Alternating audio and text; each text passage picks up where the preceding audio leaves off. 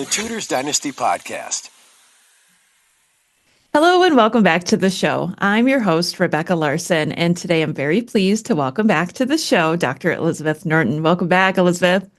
Thank you very much. It's an absolute pleasure. Well, today I'm so excited. We're recording this in March, but I think by the time it airs, it's going to be in April.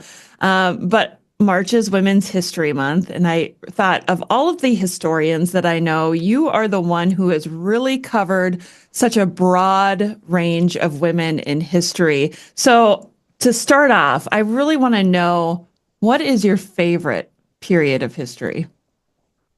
That's tricky. Personally, I think all periods of history are interesting. I mean, I would probably say the 16th century because that's where I do the academic side of my work. But actually, I've always had a soft spot for the Anglo-Saxons. Actually, in fact, because I did archaeology at university, and was doing Anglo-Saxons. My master's dissertation was on the Anglo-Saxon sculpture of the South Saxon Kingdom. So actually, maybe the Anglo-Saxons, they're fascinating. They really, okay, so I have to know, what is it about them that fascinates you so much? We're right at the start, really.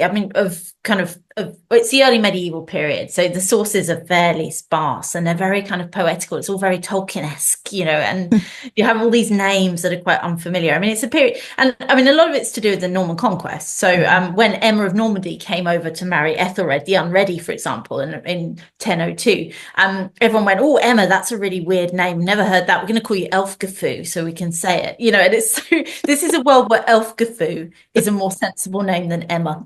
I love it. But it's absolutely fascinating because you get the state building, you get the birth of England, but some of the characters are really fascinating. I mean, it's a world where everyone's a saint, which is bizarre, because today it's quite hard to be a saint. But back then, you just have to be a bit holy. King Edgar, for example, in the 10th century, his mother's a saint, his first two wives are saints, his son's a saint, his daughter's a saint, his grandson's a saint. They're all saints, how amazing is that? It's very kind of, it's kind of a period of myth building, but it's really, really interesting. Yeah. You mentioned Emma of Normandy, and I just think she is amazing.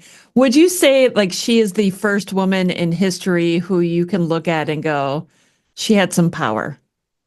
Yeah, so actually, I would say her mother-in-law, Queen Elfrith or Elfrida, is probably the very first. I mean, she's the first woman to be declared Queen of England that we know of, Elfrida, and to be crowned as Queen of England. So she's very much a model for Emma, I would say. We know more about Emma, largely because Emma published her own biography, effectively. She got someone to write the encomium Emma Reginae, which is all about how wonderful Queen Emma was. And he commissioned it, which helps. So we get this wonderful kind of Emma's point of view on everything. And nothing is ever her fault in this book, which is fabulous. But she's hugely powerful. I mean, she's the wife of two kings of England. She's actually not very powerful under Ethelred at all. She's really in the background. But when she marries Canute, she's almost a co-regent. She's there for everything, really, really powerful. And she's able to place her son Arthur Canute on the throne.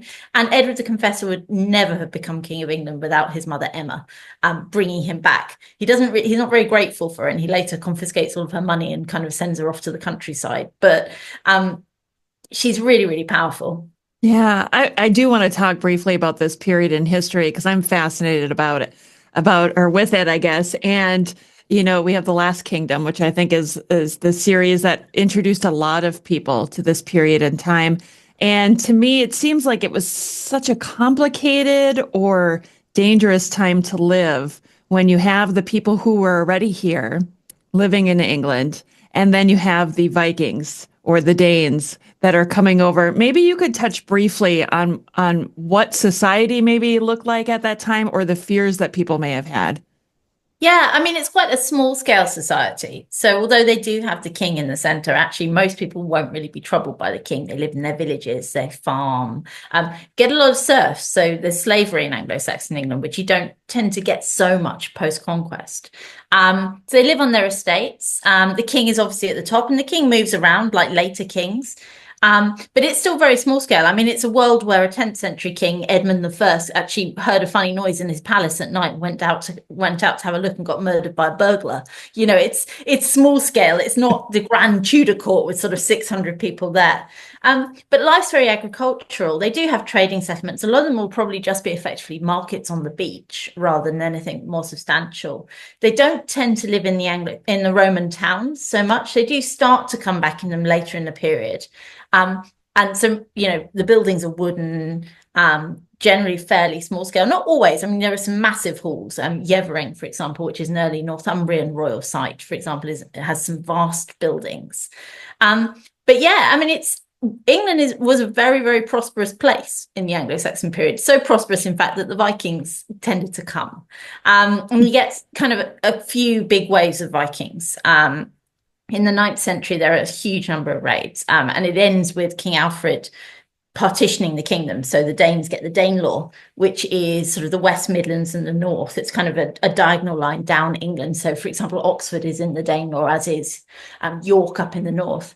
Then they kind of go away, or they stay in the Danelaw. They stop raiding so much, but they then come back with an absolute vengeance in the 10th century. And by the early 11th century, they're trying to conquer England. And the King Ethelred the Unready, Unready as in unread, which means no council. So he's Ethelred. All Anglo-Saxon names mean something. So Ethelred means noble council. And so Ethelred unread is noble council, no council, which effectively means Ethelred the stupid, which is his nickname. So he pays off the Vikings, which obviously doesn't really work because that kind of demonstrates you've got the cash to pay off the Vikings. So they keep on coming back. Eventually in 1013, he flees to Normandy. And Svein Forkbeard becomes King of England. He then drops dead in 1014. Ethelred comes back. And then in 1016, King Canute, Svein's son, conquers England and marries Ethelred's widow, Emma. So we have a full Danish conquest in 1016. And actually, England is ruled until 1042 by the Danes. So we have this earlier conquest in the 11th century. And I think, you know, it is quite a violent time. You know, there are Danish armies kind of marching around England quite a bit. People seem genuinely scared. On the other side of the coin, of course, Ethelred massacres the Danes in Oxford and in some other parts of the kingdom as well, which doesn't help in the St. Brice's Day massacre. But it is a very unstable period in England, which is to no small part brought about by the Vikings. And it's, you know, today we obviously talk about Viking culture and, you know, they were also peaceful. They also have a culture, but they were definitely raiders as well. And all of that history really has shaped England into what it is today. Yeah, absolutely. What's really interesting, of course, is England was orientated towards Scandinavia in the 11th century, and it's only really the Norman conquest that starts to orientate England back towards France. So that's really interesting in that, you know, perhaps if the Norman conquest hadn't happened, England and Britain would be a kind of quasi-Scandinavian country today. Interesting. That's so, you know, I had my DNA tested, and one of the things that came back was I am Scandinavian. Look at me. But you're actually a Viking. You're actually a Viking. I'm gonna hide the silverware. I just, you know, when my DNA came back, it was like, I think it was Swedish and Danish. And then, of course, also, I had some English in there. But I think that was it as far as the island went. And that's immediately where my mind went. I was like, oh, I was part of that Dane crew that came over. Yeah. I mean, look at my hair. Fabulous. I got the red hair and the blue you look eyes. a bit Viking. I could see you sort of going around with an axe and maybe smashing up a monastery, actually. I would say that sounds fun, but I probably shouldn't say that. Well, you know, we're here to talk about women, and I really want to know from you, because you've studied so many women in history. What do you think are some of the biggest misconceptions about women in history? I think the absolute biggest is that women never have any power, which is rubbish. I mean, I've just written a book on reigning queenship, it'll be out in September. But it's, you know, looking at reigning queens throughout time. And I was kind of inspired to write the book because actually I was thinking about female power. And it occurred to me that the very first woman to be elected as a head of state, so head of state as in president rather than prime minister, and to be actually elected rather than a vice president who gets promoted, she's still alive. Which is insane, isn't it? When you think the first man to be elected as head of state is very much definitely not alive, probably died before Christ, I would think. So, actually, I thought, that was really fascinating and kind of shocking. So actually, if we want to look at female power, we have to look at reigning queens, because these are the only women who kind of have power in their own right. They're not hiding behind a man. So I think it is a bit of a misnomer that women don't have power. Or, to some extent, they don't do it as well as men. And certainly they often reign differently to men.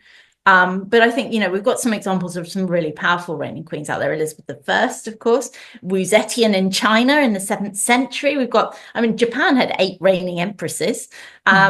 Who had kind of various amounts of power. But the first Suiko had a great deal of power. So there is female power. We've got some pharaohs in ancient Egypt, and Merneith, who's from the first dynasty, seems to have been very powerful, for example, Hatshepsut, Cleopatra. So there are these women, but they tend to get kind of glossed over almost, or they're seen as exceptions. We kind of think about Elizabeth I as just being an exceptional woman. She's not an exceptional woman. She's a woman in quite an exceptional position for a woman, but, she's a woman she's reigning well, effectively. So I think that's a real misconception, that actually women are boring. They just stay home, they have babies, they don't do anything. And actually history is full of women doing fascinating things. I love that you study all of history, because I think anybody who's listening or watching today isn't just obsessed with the Tudors. I think it's just you like history in general, but this is maybe the time period that you're focusing on. And I love that you look at all of it. You start talking about the Egyptians, and I think a lot of people go, "Oh, I'm fascinated with the Egyptians." Well, they should read my book. Definitely read my book, in that it's 5,000 years of reigning women. Oh, I can't wait for that to come out. Okay, so let's turn to the Tudors, at least for a little bit. I don't want to focus too much on them today, but let's talk about... No, let's not focus on the Tudors. Let's focus on English history for the time. I'm all over the place today. Of queen consorts, let's say that. And if we go back to before they were called queen consorts, we could just say the wife of the king. Who do you think had the most influence or power out of all of them? Oh, that's an interesting one, and a difficult one.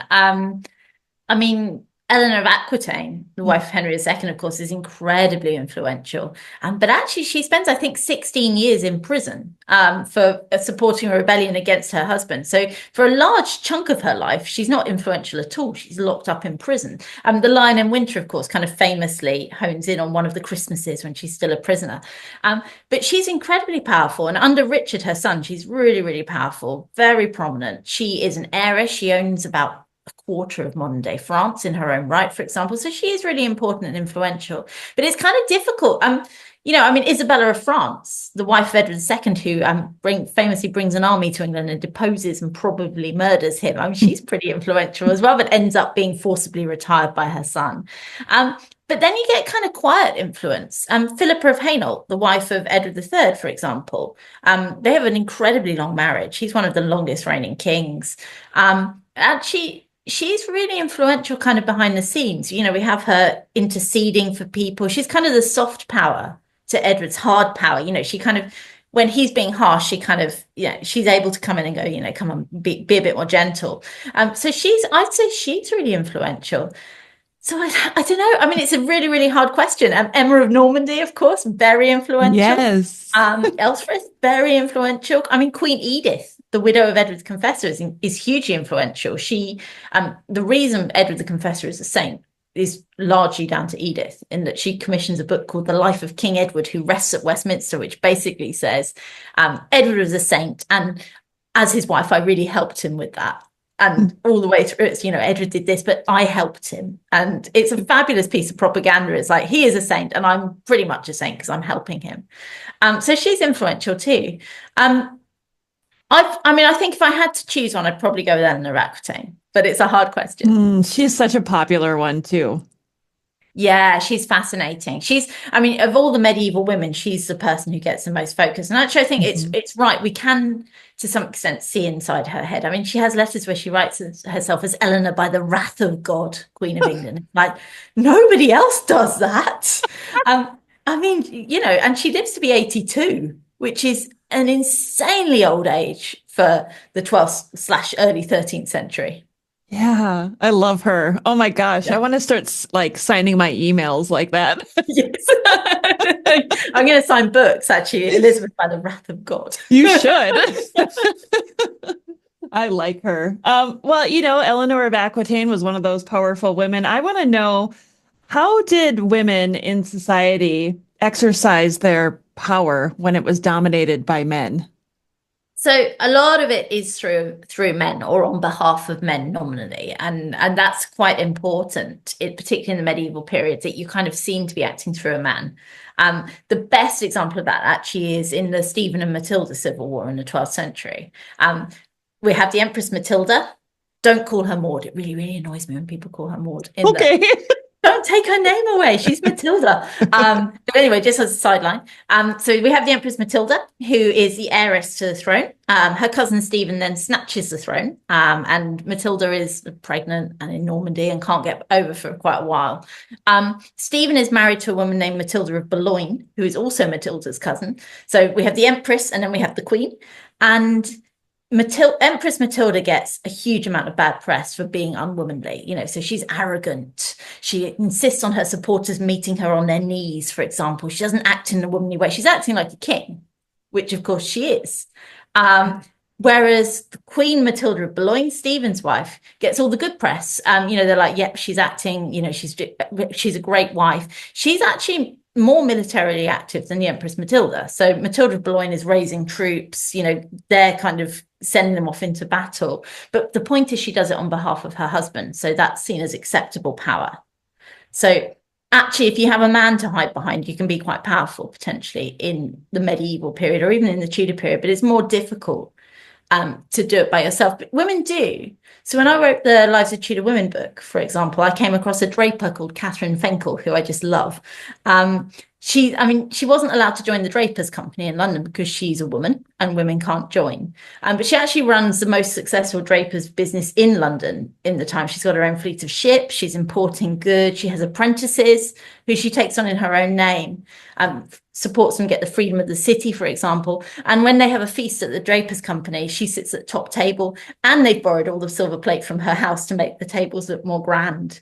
So she's a great example, and there are still a massive bars. It's not equality. She can't be a member of the Drapers Company, but she's undoubtedly the most successful draper of her generation. So, we do get these powerful women and successful women, but it's a highly patriarchal world. I mean, it still is, to be honest. Mm-hmm. And actually, pre-modern women really struggled to assert themselves, but sometimes they do, and to really great success. I think to all these women in history who were held back or were shushed, maybe that's the only way I know how to say it. I really look to them for strength sometimes, because how could they sit quietly, or not so quietly, maybe? Is there any part of history that you've studied where you went into it thinking, well, that poor woman, she sat back and she couldn't do anything, and then you researched it and you went, oh, I found stuff that she actually did do? Yeah, I mean, with the Reigning Queens book, and it's kind of sad, more reigning queens aren't successful than are successful across history. It's really not until the 19th century that you start to get routinely successful reigning queens. And generally they fail. Mary Queen of Scots is a great example of the failure of being a reigning queen. Cleopatra VII, of course, kind of fails. She ends up committing suicide and Egypt getting conquered by Rome. Yeah. So most of them fail, and they do. But I think there's a lot of strength in the attempt. Even if they fail, they've tried. And I think that's important for future women. It shows that women can attempt it. I mean, a good example is Juana la Beltranea, who is the daughter of Henry IV of Castile, well, probably the daughter of Henry IV of Castile, who is the half-brother of the famous Isabel, Catherine of Aragon's mother. And Isabel basically steals the throne from Juana la Beltranea. And it's a kind of... it's difficult because Isabel is someone to be admired too, but she does steal the throne from her niece, who's sort of spreads rumors that she's illegitimate. I mean, it's not helped by the fact that her mother then does go off and have lots of illegitimate children. Doesn't help Juana La Bertranea's case. But actually, the fact that Juana does attempt to take the throne, I think, is quite powerful in itself, because it shows, she knows her position as heiress. She knows she's next in succession, and she does try. And even when she's kind of at her lowest ebb and she's had to give up the throne to Isabel and she's being forced into a nunnery, she's still defiant. Juana signs her name as Juana the Queen for the entirety of her quite a long life. In fact, Ferdinand considers marrying her at one point after Isabel has died. Okay, so I see the parallels immediately between Juana the Queen, like you said, and Catherine the Queen, after being told to call herself dowager. She was like, nope, not doing it. They are a family of very powerful women. We've got Isabel of Castile, her niece Juana La Beltranea, her daughter Juana, who the other Juana, who is Queen of Castile and gets locked up for 50 years. She's also, in her own way, she makes attempts. She tries to rule independently, and ultimately she doesn't succeed. But she's a very strong-willed woman.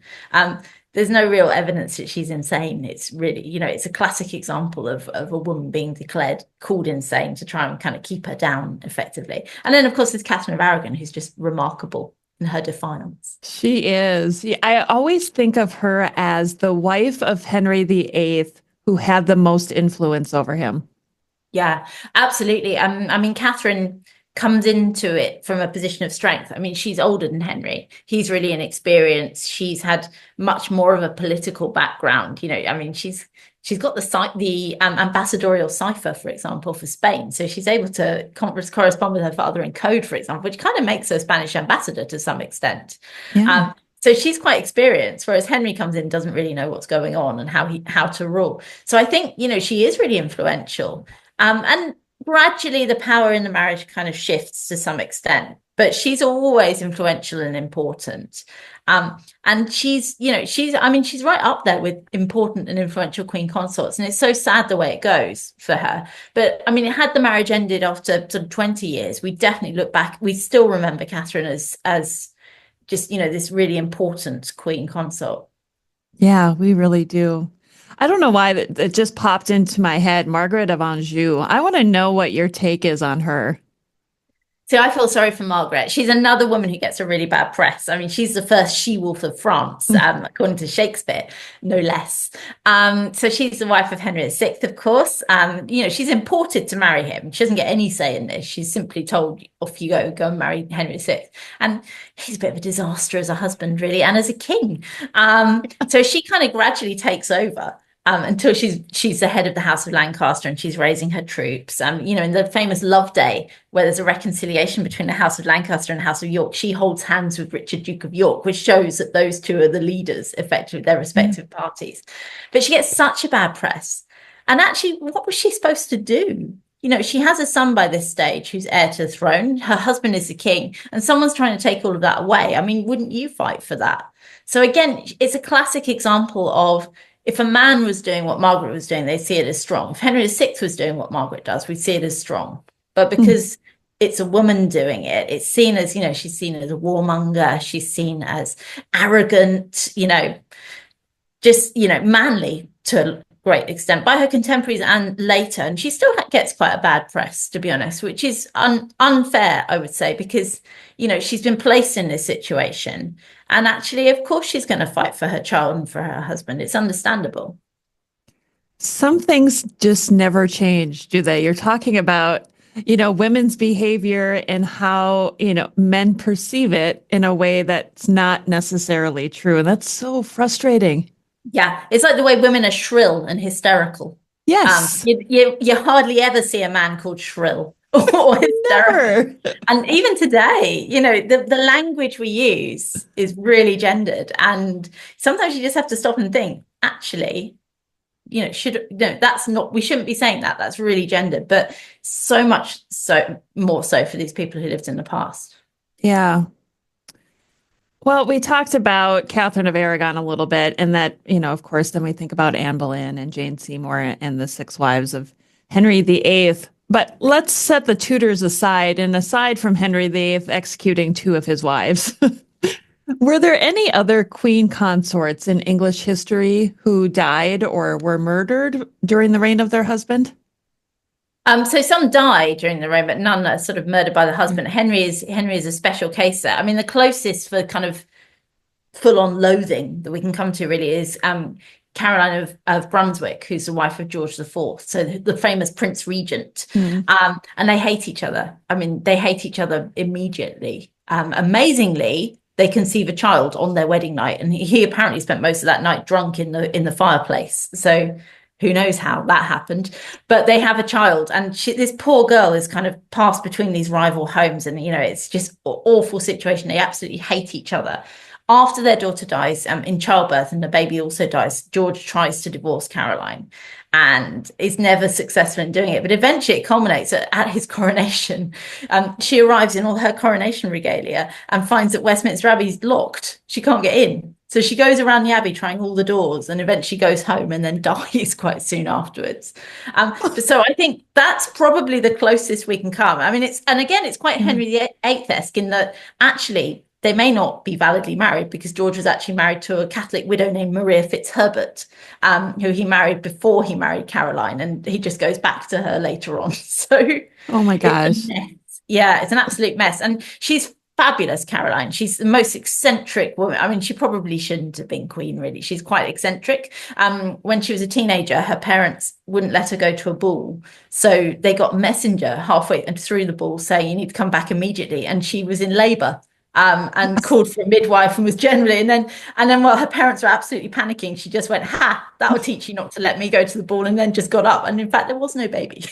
Oh my gosh. So she was quite an eccentric character, Miss Caroline. There are accounts of her riding around Europe with a pumpkin on her head to cool her head down, for example. So it's hard to know how much of it to take seriously. But yeah, she's probably the biggest example of a queen who's mistreated by her husband. It's certainly the most recent one. Well, now I want to research her even more, because she sounds fascinating. Yes, she is. Yes, she is. Well, she did it. Yeah. No, go ahead. She sang a duet. She ran into Napoleon's sister and insisted they sang a duet. And one of her ladies in waiting just says, and that was an event of the 18th century worth listening to. It's just honestly hilarious. Oh, how fun. I love little anecdotes like that. That's great. I want to shift a little bit to the Stuarts now, because, we're kind of going through history here, but when we come to James the First and Sixth of Scotland, we always want to talk about Anne of Denmark, right? And yeah. I've talked about her and had guests on the show to talk about her, and she has become so fascinating to me. I feel like I always saw her as the wife of James, who was ignored and did nothing, but that's not the case, is it? No, I mean, I love Anne. I think she's fascinating. No, I mean, she's famously married to a king who's almost certainly gay. I mean, you can never be entirely sure about historical characters, because, I mean, it was generally kept quite secret, but he's pretty clearly gay, and has young male favourites who are very prominent at the court. And she comes to terms with it quite, they actually have quite a happy marriage. It doesn't start off that well. James insists on their eldest son being raised away from her, which causes no end of problems between the couple. To one extent, she turns up outside the castle, Stirling Castle, I think, where he is. And actually, because they won't let her in, she actually has a miscarriage outside the walls of the castle. So she's really distressed by the loss of her son. And actually, when he becomes King of England, she basically says, "I'm not coming to England unless you let me take Prince Henry with me." So they do. At first, it's a difficult marriage, but they do come to terms with each other. And actually, the last few decades when they're in England, it's actually really quite a happy marriage, in spite of the fact that they're not exactly a couple, live quite separate lives. But she's fascinating. She's a massive cultural, she should be more of a cultural icon. She's a huge patron of the arts. I mean, she loves spending money, as did James. She also inherited all of Elizabeth I's dresses, which she sort of had altered to fit her. So she had a pretty splendid wardrobe. But she's really important. And she's also quite interesting in that, you would think if you're a Protestant king and you marry a Lutheran Danish princess, you're on safe ground there. She comes to Scotland, she gets converted to Catholicism by her ladies in waiting. Yeah. And so James ends up with this Catholic queen, which is a bit of a liability. But again, she's really discreet about it. She does agree to be crowned in England with James. She doesn't take the sacrament, which is quite a good compromise. Whereas Henrietta Maria, her daughter-in-law, will refuse a coronation because it's a Protestant ceremony. So Anne is quite pragmatic. She's a fascinating character, a huge influence on her children. Charles I was devoted to her, for example. And she does deserve to be better known. She's a really, really interesting character. Yeah, I've become more and more interested in her the more that I learn. Was she really as tall as people say? Do you know? Well, she is Danish. I You am tall. Vikings. I'm Yeah, tall. you Vikings. Yeah. Yeah. That's apparently so. Elizabeth's dresses weren't long enough. They had to be lengthened. And Elizabeth was relatively tall for a woman. Was she? I think she was taller than me. Isn't she about 5'8" or so, or 5'9", I Oh, think she was. okay. But I think she was quite tall, Elizabeth. I can't remember off the top of my head. Somebody will know, but I think she was quite tall. Okay. Yeah. I had heard something about Anne of Denmark being over 6 feet. Yeah, she might well be. She was definitely tall and kind of stately and good looking, an attractive woman. She's the only woman that really James seems to have shown any interest in at all, in that they managed to have about 5 or 6 children. Wow.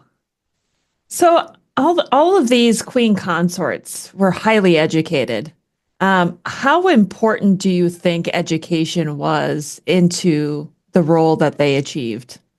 It's pretty crucial. Languages were really crucial because diplomats will speak to you in Latin or they'll speak to you in French, depending on what period you're in. So actually having a working knowledge of that's pretty crucial. Catherine of Aragon famously has to talk to Prince Arthur in Latin, for example, because it's their only common language. Why on earth they didn't teach her English, given that she'd been betrothed to him since she was a toddler, is a bit baffling. And possibly he could have had some Spanish lessons too, just to even things up a bit. But, they didn't. Yeah. So languages are really important. Anne of Cleves was at a massive disadvantage when she came to England and really only spoke German. And she'd been having English lessons, but actually she still needs an interpreter by the end of her marriage, in June 1540. So she was by no means fluent, which is why that famous conversation apparently between Anne and her ladies, where she doesn't know how babies are made, is absolute rubbish, because there's no way she could have that conversation. She can't speak English, and they certainly don't speak German. But languages are really important for education. Some knowledge of accounting is quite important because queens are major landowners. They own huge numbers of lands. They have a life interest in them. It's effectively their jointure or their dower. And some queens are very active in administering them. The most notably Eleanor of Castile, who's the first wife of Edward I and was notorious for her love of finances and lands. There's this contemporary rhyme that goes, the king would like to get our gold, the queen would like our lands to hold, or something like that, where she's after all of their land. She calls in all the debt. She basically takes over the debts of the Jewish moneylenders when Edward I expels his Jewish citizens from the kingdom. And she then calls in all the debts and takes the property that's secured on them. Famously, in fact, an inquiry is taken into her actions after her death. And actually, in one famous example, her bailiffs carried off a couple who hadn't paid their rent to prison and just left their baby in its cradle in the middle of the road. Oh. As you do. But finances helped. So I was just, when I do these interviews, it's the strangest thing because I feel like my mind is all over the place. When I'm listening to you, I have all these weird questions that pop into my head. So they might seem random sometimes to my guests or my listeners, but this is how my brain works. I want to know, out of all the queens in history, which queen do you think was treated the best by her husband, the king, or emperor, or whoever? Yeah. Ooh. That's a tricky one. I think probably Isabel of Castile, who's not really a consort. Well, and she's consort in Aragon, of course, in that she and Ferdinand amazingly kind of create a joint monarchy, effectively. She's probably not as powerful in Aragon as he is in Castile. But they basically come to an arrangement that if one of them does something, the other one will just endorse it. So if that's what the Queen says, then that's what the king agrees. So actually, they're a real partnership. And actually, for all their faults, and both have many, I think they're very effective at ruling Spain. And I do think they're a really effective partnership. And Ferdinand, to some extent, is sort of slight, kind of proto-feminist in that, he agrees that his queen has equal power, which you won't find in most monarchs in the period by any means. So I would say probably Isabel. And partly that's because she comes to it from a position of strength, because Castile's the bigger of the kingdoms in Spain. But I think also they just come to this arrangement and it really works. I love their story. It does make me wonder too if Ferdinand was that way because he had so many daughters, after their son died, if he just realized, okay, my power now lies in my daughters. Yeah, I mean, it doesn't stop him sort of marching into Navarre and sort of stealing his niece's kingdom. So there are limits to that. But yeah, no, I think they're very sold on being succeeded by their daughters, for example. If they don't have a son, then they want their daughters to succeed. And actually, Aragon had the Salic law. So Aragon wouldn't accept a queen. And he changes that so that his daughters can succeed. So I think there is an element of that. Yeah. I just love powerful women in history. I think it's great. And on that note, when we talk about powerful women, whether they come from the royal family or just a noble, what women in history do you see as remarkable as far as, let's say, their business acumen or how much land they owned? Yeah, obviously queens are major landowners. Bess of Hardwick is the obvious example in England, who's a real businesswoman, who kind of accumulates land through 4 marriages. If you ever go up to Hardwick, it's fabulous. There's glorious Hardwick Hall, which is famously more window than wall, which has got an ES carved up in the roofs for Elizabeth Shrewsbury, for her married name. And Bess is obviously Elizabeth, and then she's a Countess of Shrewsbury. But right next to it is another hall that she built, the old hall, which she built and then immediately decided it wasn't grand enough. So just then built a new hall right next to it. Just fascinating. And her financial records are still in Hardwick Hall, which just have remained there since her death. So she's amazing, absolutely fascinating woman. And I think doesn't get as much, she's quite well known, but I think she could do more attention. Yeah, I agree. I feel like, and that's one female figure from history who I'm intrigued by, but I haven't really looked into her very much or talked to enough guests about her because I feel like there is so much more to be revealed about Bess of Hardwick. Yeah, at one stage she accused her husband of having an affair with Mary, Queen of Scots, which you want to know more about. I love Mary, Queen of Scots, man. Yeah, I love the history that goes with her because it's so dramatic. There's just so much drama that goes into it, and you can't help but look at it and go, "What was she doing?" Yeah, and again, I think there's kind of nothing she could have done to salvage her life. To some extent, really, it's all Henry VIII's fault, and a lot of things are Henry VIII's fault. But I think Mary Queen of Scots is Henry VIII's fault because when she succeeds to the throne, rather than just being a lovely great uncle and going, I'll help, he instead kind of invades Scotland. It's called the Rough Wooing, where he was trying to acquire Mary to marry his son Prince Edward, which in many respects she probably would have had a happier life if she'd married Edward, although he obviously dies at 15.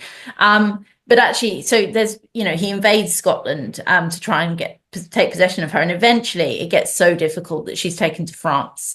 And then while she's in France, being raised as a Catholic, Scotland has a Reformation. So it kind of divorces her from her people and her kingdom. So when she comes back, she's a foreigner. And she doesn't really understand Scotland, and people are suspicious of her because she's a Catholic, and Scotland is very Protestant at the time, with some real firebrand preachers, John Knox famously, who believes that there's a monstrous regiment of women trying to take over all of Europe's kingdoms, for example. So I think, in many respects, there's not a lot she could have done. Possibly if she'd stayed unmarried, like Elizabeth, because I think the biggest mistake Mary makes, and it's really, really sad, but actually the biggest mistake she makes is giving birth, because the minute there's a prince, nobody really wants a reigning queen anymore, because there's this lovely little prince that they could make king instead. And that's really the beginning of the end for Mary. And it is really sad, but I think it's true. And I think Elizabeth was quite sensible to have remained unmarried. Yeah. And when you talk about Mary, Queen of Scots, it immediately makes me think of Catherine de' Medici. And I don't know how much you know about her, but she also comes off as one of those very strong women in history. She went through a lot in her marriage with Henry II. Yeah, and she didn't have a child for years. Is it 11 years? It's a long time. Yeah. So, there was talk of her being sent back to Italy and being repudiated, and so actually had a really difficult time. Is she was very much second to Henry's mistress, and then comes into her own as Queen Mother and is such a powerful Queen Mother. I mean, she rules France in the late 16th century. Yeah, she's amazing too. And I don't know a whole lot about French history, but of course, I always like to look at Henry II just because of the relationship that it has with the Tudors. Yes. Because you have to look at the full picture when you're studying history, don't you? You do, yeah, you do. And I mean, there's so much interaction. Yeah, no, fascinating period. And it's fascinating to see Catherine de' Medici interacting with Elizabeth and with Mary. She didn't really like Mary, Queen of Scots, very much, in spite of having sort of brought her up, which is a shame for Mary, really. Yeah. I just had Leanda Delisle on the show to talk about faith and the Tudors. And that episode was such an eye-opener for me to really look at how faith shaped the throne for the Tudors. I mean, you start with Henry VIII, right, forming the Church of England, and how that was like this pivotal point in history where it just really affected what was going to come after, didn't it? Yeah. And the problem is, I mean, of course, and we can't, it's hard to get our heads around it today because we have a concept of secular. But back then, the church is just so intermeshed with daily life, and they've got no real concept of atheism, for example. There's clearly a God because effectively they live in a period that's pre-science. So, when the sun rises in the morning, it looks miraculous. The clouds in the sky look miraculous. The seasons of the year. So, of course, there's a God. And if there's a God, then there must be a correct way to worship him. And that's the real problem. They just don't have a concept of toleration as we would have, because actually, surely you have a duty to make sure that everybody worships God in the correct way. And that's really the problem. You get calls for tolerance or toleration from say Protestants when they're a minority, and then when they take over, they're not being tolerant back to the Catholics. So yeah, I mean, the 16th century, I mean, what a mess religion wise. I mean, England's quite an unusual place in the late 16th century because Catholics are being persecuted rather than Protestants. But Right. but they absolutely are. I mean, Elizabeth, it's often said of Elizabeth that, she treads this middle way, and she kind of does. Her church is a bit of a compromised church, but it's not a compromise for Catholics at all, in that it's always illegal to worship as a Catholic under Elizabeth. And the penalties get worse and worse and worse. We have Margaret Clitheroe, who gets pressed to death. And she's not actually pressed to death for harboring priests. She's pressed to death for refusing to plead guilty or not guilty to harboring priests, but kind of the same effect, effectively. Yes. And of course, when we look at women in history too, we have the women who maybe were healers or had a special gift that are immediately considered witches. Yeah, witches. It's almost always women. And men do get accused in England of being witches, but actually across almost all of Europe, it's mostly women. The exception to that is Russia, where more men than women are accused of witchcraft, which is kind of weird, because we definitely have a stereotype of, the old peasant woman who's a witch. Yeah. And mostly they do accord with that. You kind of read witch trials and they're often the old woman. I mean, basically some girls start writhing around on the floor and then they go and look for the nearest old woman that they can find who looks a bit witchy. And it's really interesting because, of course, we know that the crime isn't true. But it's a difficult one because not all confessions are necessarily false, because some of these people probably did believe that they were witches, because everybody believes in witchcraft. So it's an interesting one. So they're not necessarily false confessions, except for, of course, we know that, just because you think you bewitched your neighbour's cow, that doesn't mean that you actually have, because, of course, you haven't bewitched your neighbour's cow. Right. But it's a mess. And actually, I mean, Henry, it's a misnomer that in England or in England's colonies that they burn witches. They don't, because Henry VIII turns witchcraft into a felony instead of a heresy, which means it's tried in the criminal courts, which means if you're a witch, you get hanged or imprisoned rather than burned, which is better, I would say. I'm glad you brought that up because I was thinking, James the First and Sixth is the first one that I really ever heard of doing anything with witches. And to know that Henry VIII also did something. I mean, I guess if I go back to the Wars of the Roses, Jacquetta of Luxembourg was thought to be a witch, wasn't she? And Eleanor Cobham, who is the sister-in-law of Henry V. So she's a Humphrey, I think, Humphrey, Duke of Gloucester's wife, his lowborn wife, and she gets imprisoned for witchcraft. Yeah. And Joan of Navarre, who's Henry IV's widow, gets imprisoned for witchcraft by her stepson Henry V. Wow. So Yeah. why do you think it is that that such a spotlight has been put on the reign of James the First and Sixth as the guy who went after witches? I mean, he was really interested in witches. I mean, he interrogated the witches in the North Berwick witch trials himself, for example. There's this great illustration of these poor women being caned in front of him so they'll confess. And of course, he wrote a book on it, Demonology. So he was a firm believer, but actually, probably everyone believed in witchcraft. I mean, Henry VIII certainly did. He makes it a criminal crime, a felony. So yeah, I mean, I think it's really just because James has this specific interest. I mean, Henry V imprisons his stepmother Joan of Navarre for witchcraft, but actually he was probably after her money. When he's on his deathbed, he orders her to be released, for example, and for her money to be given back to her, which is nice. Yeah, how convenient now that you're dying. Yeah, I'm sure she was thrilled. Oh, Elizabeth, I always love chatting with you because I can ask you anything and you have an answer. And I absolutely love that. And I want you to be able to talk about your book that's coming out in September. And I also want you to talk about your Jane Seymour book, too. Yeah, so I have, I mean, two big projects on the go. So the first one is Women Who Ruled the World, 5,000 Years of Female Monarchy. And that's coming out in September. Will be in all good booksellers. I would very much appreciate if people would buy copies because then I won't get dropped by my publisher. But it's on reigning queens, and it's thematic, so it compares kind of disparate ones. So, for example, Wu Zetian, who's a Chinese empress, the only Chinese female head of state actually, who's compared with Elizabeth I as kind of successful reigning queens to kind of work out how you do it. There's a chapter on child queens, which has got Mary, Queen of Scots, of course. It's got Marie and Isabella I of Jerusalem, who have very sad, brief lives. It's got Wilhelmina of the Netherlands, who's the most recent child queen. She becomes queen in 1890. And also Terry Emma Verua of Bora Bora, who's a 19th century child queen. So I've gone global. Love it. Which I think you need to do if you're trying to kind of build a model for what works for a reigning queen and what doesn't work. I mean, I've got some Aztec queens in there, Mexico queens. I've got a chapter on Japanese empresses. There are 8 reigning empresses. I've got Egyptian queens in there. The only continent, actually, I mean, I've got an Australian queen. The only continent I couldn't find a reigning queen in, actually, apart from Antarctica, was South America, unfortunately. Maria of Portugal becomes Queen of Brazil, and she is actually there. But by that stage, she was suffering from quite advanced dementia, so wasn't really reigning. So I would have liked a South American queen, but otherwise all continents are covered.